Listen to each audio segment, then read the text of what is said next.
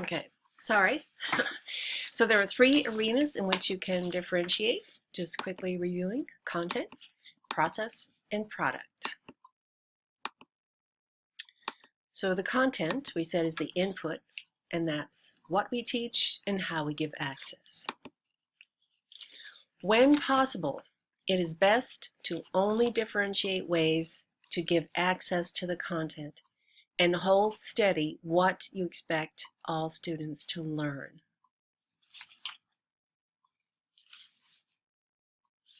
You can get in trouble if it's not in a student's IEP to reduce the content, and when you see the student struggling, you decide to not hold them accountable for parts of the content. So really, it's best to hold steady what you expect them to learn, those key concepts, but differentiate how you give the children access to that content. So here are some examples of what we just talked about, those 2 ideas of differentiating the content. So the first was ways to differentiate the what of what you are teaching. Concept-based teaching, curriculum compacting, using varied text and resource materials. So you might find a book written at a lower level that still talks about those concepts. That's one way to differentiate the what. Or provide mini lessons when you see that the children have gaps in certain areas. Those are ways to differentiate the what. Ways to differentiate how you give access include allowing study buddies or reading partners, using audio and video recorders, providing a note-taking organizer to children, providing highlighted print materials, and providing digests of key ideas from the reading. And you can see that a lot of these are to reduce the reading requirement or to make it simpler to organize and understand what the student is reading. So those are different ways to change up the way children can access those same ideas and content that the others are all learning.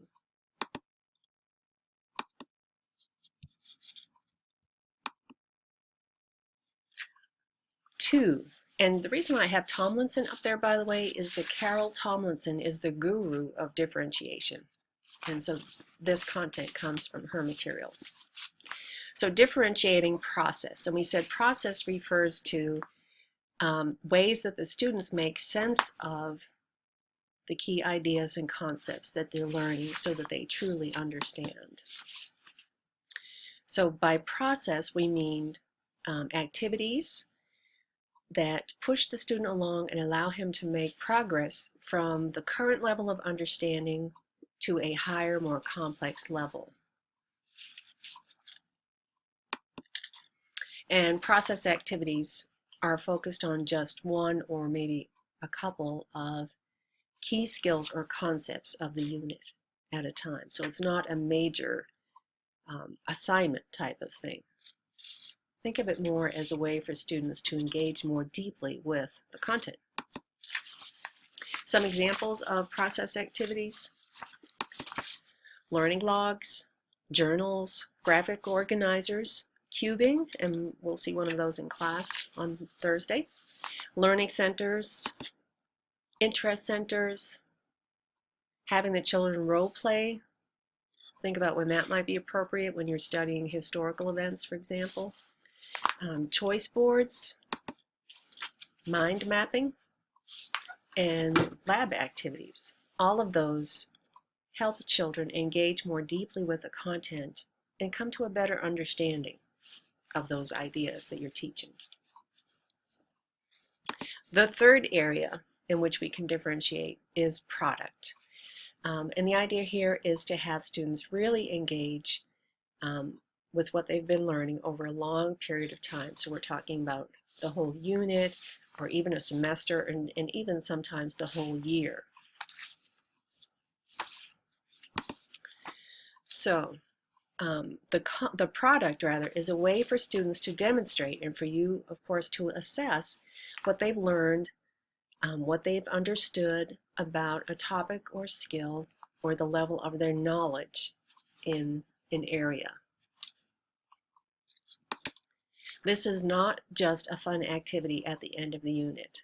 Right? A product actually requires students to think about, apply, and expand on the key understandings and skills that you have been teaching them throughout that unit. And it is a more long-term endeavor than any of the process activities. Some examples of ways to differentiate products. Have the students design a web page, for example, about the election, if they've been studying government and how that works. Have them create a public service announcement, for example, about the importance of recycling, if you've been studying waste and disposal, and I'm sure you can think of ways to apply these ideas. Have them conduct a series of interviews about an event that's going on in the community that many people have been impacted by. Make learning centers. Have them present a photo essay so they can actually go out in the community and take pictures and write up short information, short essays about what their pictures illustrate. Have them develop an advertisement campaign for a product or activity. Write or produce a play on a historical event. Plan a journey to a country that they've been studying in social studies. Have them develop a center that represents different aspects of a topic. I'm sorry, not center, a collection that represents different aspects of a topic. It could be, if they've been studying India, for example, you could have them bring in, for example, different spices, different pictures of different kinds of clothing, or different tools, perhaps, that are common in everyday life in India. So those are some ideas about the 3 different ways that we differentiate, and we will use this content that we've been going over to talk about the article that you read. So see you on Thursday.